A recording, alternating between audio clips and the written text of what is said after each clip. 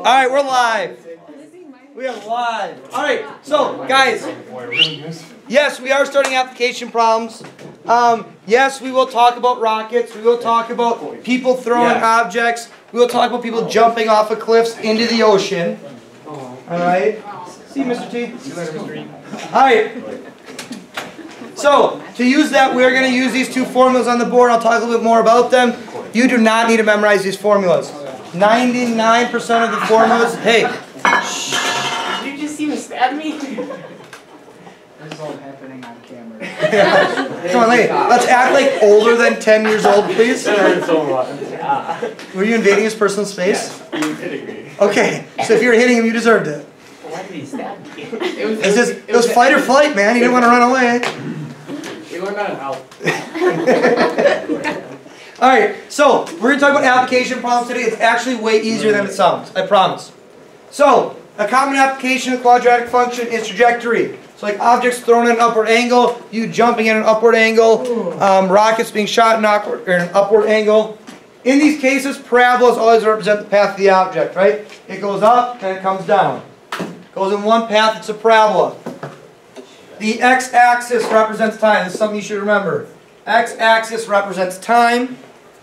The y-axis represents the height of the object. I'm not sure, is that on your note packet? It doesn't see it, so maybe write it down. X-axis or x-coordinates represent time. Y-axis or y-coordinates represent height.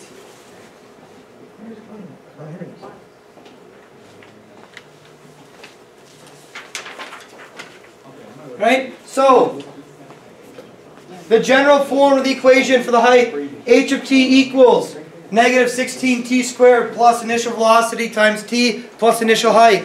If it's in feet. Shh. If it's in meters, h of t equals negative 4.9 t squared plus initial velocity times t plus initial height. H is height, t is time, v sub 0 is initial velocity, h sub 0 is initial height. Now, why do you think it's always going to be negative 16 or negative 4.9? Depending whether we're in feet or meters. Ty. Is that like gravity? That is gravity, right? If you throw something, gravity's always pulling on it. It's pulling negative 16 feet per second on that thing. It's pulling negative 4.9 meters per second on that object. So we always use these numbers because that is our gravity, right? Gravity pulls it back down, so it's negative. So, like I said, you don't need to know that. It's just a nice little fact to know. This is gravity. Initial velocity, initial height. Alright? Like I said, 99% of the problems we do, you'll be given an equation or given this equation and you have to fill it out in the problem. Okay? Questions? Okay. Hey, if I don't like working with t's, do you think I can replace it with x? No. Yeah, it's fine. Right? It's just a variable. Okay? And that's also why like t is in our equation. That's why if you're looking for time, it's represented by x. Right? If you're looking for height or h, it's represented by y. And it's an easy way to remember it. So x is always time, y is always height. Now, let's try a problem. Jason decides to jump off a cliff into the ocean. Into the ocean while vacationing with some friends. His height as a function of time can be modeled by the function h of t equals negative 16t squared plus 16t plus 136, where t is the time in seconds, h is height in feet. The first part of our question asks us, how long did it take for Jason to reach his maximum height? Whoa, this word maximum. What does that mean? The vertex. Thank you, Mr. Sardina. The vertex. Hey, so I'm looking for the vertex, but more specifically, what's the question asking? Time. The time, right? How long did it take? So if I'm looking for time, which coordinate of my vertex am I looking for? X. We just said that, right? The x coordinate, or the x value of my vertex, is going to tell me how long it took to get to that vertex. How long it took to get to that maximum height. Well, in standard form, a equals negative 16, b equals 16, c equals 136, right? We're in standard form, so find what a, b, and c equal to start with. And how do I find my vertex? How do I find the x value of my vertex? Xander? Negative b over 2a. X equals negative b over 2a. Good. Well, negative b is negative 16 over 2 times negative 16. Negative 16 over negative 32. What's that going to give me? 1/2 or 0.5 if you want. So x equals 1/2. What does that mean? Seconds, right? So it takes him 1/2 of a second to get to his maximum height. It takes 1/2 of a second to get to max height. Now, well, let's think about that for a second. If he jumps off a cliff, should it take him 20 seconds to get to his maximum height? No, right? Gravity's going to pull him right down to the ground. So 1/2 second, that's a good answer. If you get 20 seconds for your answer, would that make any sense? What do you think you should probably do if you get that? Redo it. Redo it. Try it again. Try to see if you made a mistake, right? No one can jump and stay in the air for 20 seconds. Not even Batman. Giannis cannot jump that long. It may seem like it, but he cannot. What if you're even better in both responses? Alright. So, make sure your answers make sense. Right? Make sure they make sense in your head. Okay? The second part. What was the highest point that Jason reached? What am I looking for? What? The y, because it's looking for the highest point, or the max height. Right? So if I'm looking for the maximum height, I'm looking for my y-coordinate at my vertex. So the y-coordinate at my vertex. How do I find the y-coordinate at my vertex? Does anyone remember? In standard form, how do you find the y-coordinate? Or the y value of my vertex? Can you say it a little bit louder, please? You plug in x. You plug in x. So take x, we got 1/2. Plug it into our equation. Negative 16 times 1/2 squared plus 16 times 1/2 plus 136. Plug in that x value. Well, negative 16 times 1/4 plus 8 plus 136. Negative 16 times 1/4 will give me negative 4 plus 8 plus 136 should equal 140 feet for a max height. Does that make sense? Does someone jump 140 feet in the air? You could. Does that what it mean? Is that what it means? No, that's where you started. Jack, hold on. Shh. Jack, what does that mean? Well, didn't he start at 136 feet? He started with an initial height, if you remember from our equation, an initial height of 136 feet. So it means he really jumped, how tall?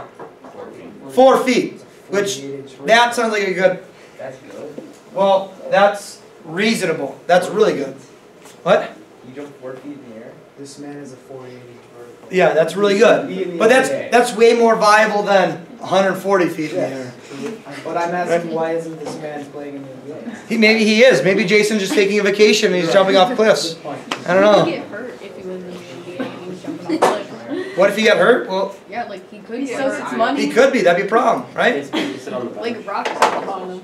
Yeah, maybe he's just really tall and can jump really high, but he has no desire to play sports.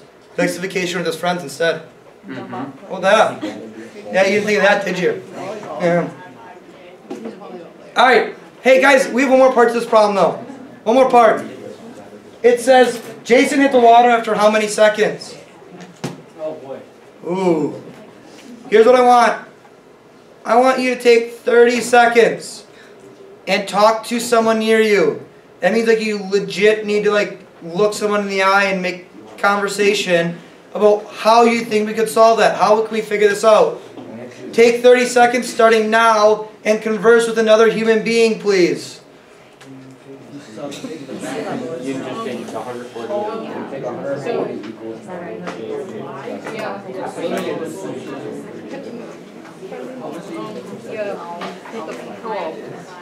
That's time. This is like the only last second. What? So, but wouldn't it be like your hands all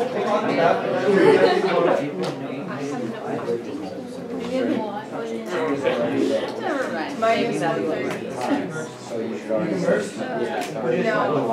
Let's try that. I'm You said 7 equals 0? Do you guys agree with that? I'm saying that's super equal Did he explain why he said that?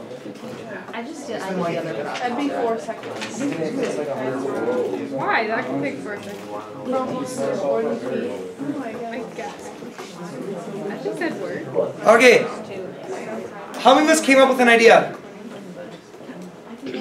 You guys, I really like your idea, but I want to know if anyone else came up with that idea. No one else came up with an idea? Xander, what do you think? Set your height to 0. Set your height equal to 0. Right? If we think about it, if Jason hits the water, how far above the water is he? 0 feet. Right? If he hits the water, he jumps off the cliff, hits the water. How far above the water is he? 0. 0 feet. So if we let our height equal 0, or we set our equation equal to 0, then we're going to be able to solve for when he hit the water. Because now we can solve for t, or solve for our x, which is our time, and we can figure out how long it took him to get there. Oh, wow. Ooh. How do I solve this? You could try and factor it, but I'm going to take a wild guess because I don't know how to do this problem. But I'm going to think it's not going to factor super nicely. Quadratic. The song thing, the quadratic formula. So, negative b plus or minus the square root b squared minus 4ac all over 2a. We're going to use the quadratic formula to solve this. A equals negative 16. B equals 16. C equals 136. Right? So plug those values in. Negative 16 plus or minus the square root 16 squared minus 4 times negative 16 times 136. All over 2 times negative 16. What was that? What's going on, Sean? You good back there? Okay. Alright. So, negative 16 plus or minus the square root of 256. What? What's this part over here? What's that turn into? No idea. No idea. 8,900. What's a big number? Oh, not there. Plus 8,704. Yeah. Sure. Right. Is that what you guys got? Got that. You got that? Sweet.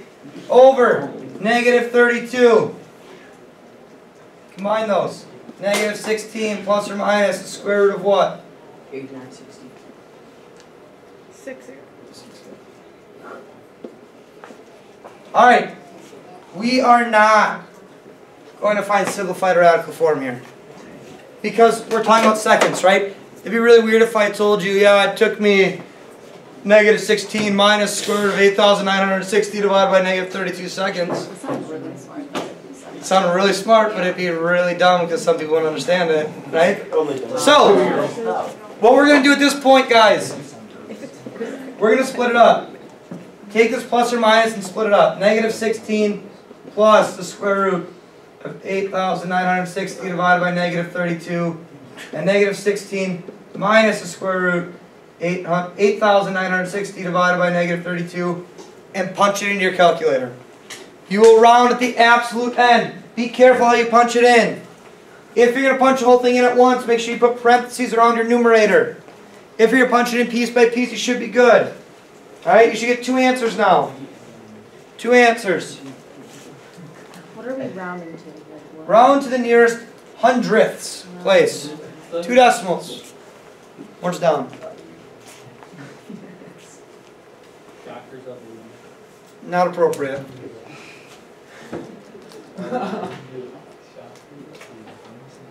Hey, if it's not appropriate, maybe stop saying it.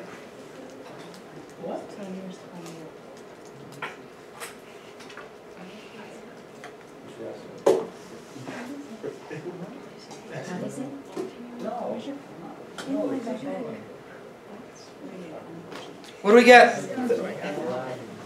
Do we get 2 answers? What'd you get? Negative 2.46. What else? 3.46. 3.46. All right. Hey, let's go back to that point where I said, let's make sure our answers make sense. Right? Does negative 2.46 seconds make sense? No, we can't go back in time. No one has that ability. So, what's going to happen is, we're not going to include that answer. Right? So, cross out your negative answer because you can't have negative seconds. So, it's going to take in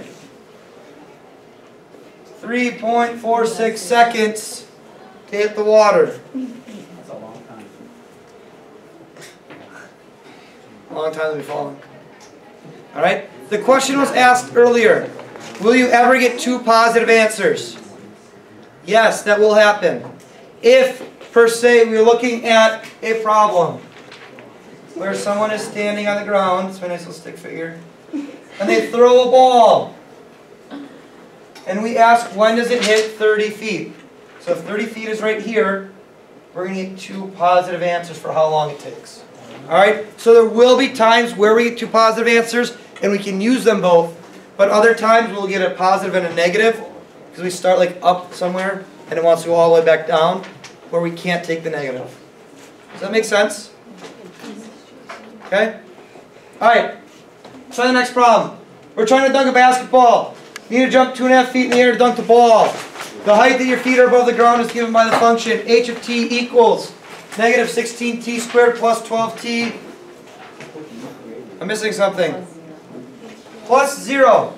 Why would it be plus 0? Because there's nothing there, but what does that mean? We're starting on the ground. Our initial height is 0. So you don't need to put plus 0, but you can if you feel the need to. What is the maximum height? Your feet will be above the ground. Max height. Remember, I'm looking at my vertex. And for my height, I'm going to look for my y value. Or my y coordinate at my vertex. Now, A equals negative 16. B equals 12. C equals 0. Right? Find A, B, and C. To find that y value in standard form, what do I need to find first? I need to find x. X equals negative b over 2a. Negative 12 over 2 times negative 16. So negative 12 over negative 32 should give me 3/8. All I did was I plugged b, I plugged a in, and I did my math. Negative 12 over negative 32 reduces to 3 over 8. So if my x value is 3 over 8, what should I do with that to find my y value? Flowers. I found my x value, it's 3 over 8. Yeah. How do I find my y value for my vertex? Plug it in. Plug it in. Plug it back in to our formula here. Negative 16 times 3/8 squared plus 12 over 3/8. Right?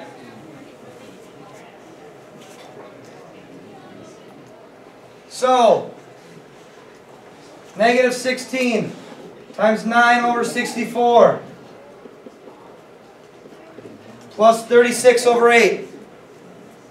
If you want to use decimals, you're more than welcome to. Just make sure you're not rounding until the end. Oh, that was terrible. Okay. Negative 16 times 9 over 64 is negative 144 over 64 plus, I'm going to change this to have a common denominator so I can add right away. So I'm going to multiply top and bottom by 8. I'm going to get 288 over 64. And then I can add them. So I get 144 over 64.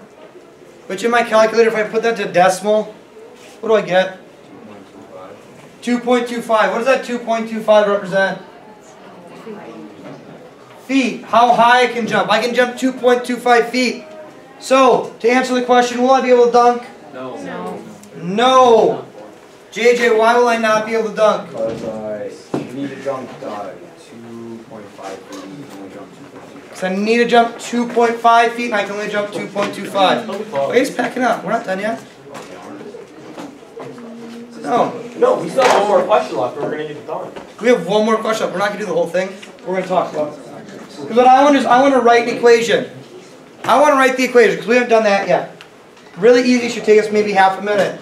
Diver standing on a platform 24 feet above the pool. Jumps from the platform with initial upward velocity of 8 feet per second.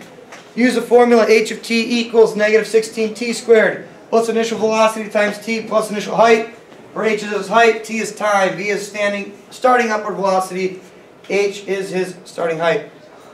Write an equation. H of t equals, first part's already given to me, negative 16t squared plus, I need my initial velocity times t. What's my initial velocity? 8 feet per second, right? Initial upward velocity of 8 feet per second. So 8 times t plus my initial height. 24 feet above the pool. So I'm starting 24 feet above, so I'm going to do plus 24. And that's my equation. Now, if it asks how long it'll take for him to hit the water, how would you solve that? Set it equal to 0 because his height would equal 0. H of t equals 0. Set it equal to 0 and use a quadratic formula. Wow, how exhilarating.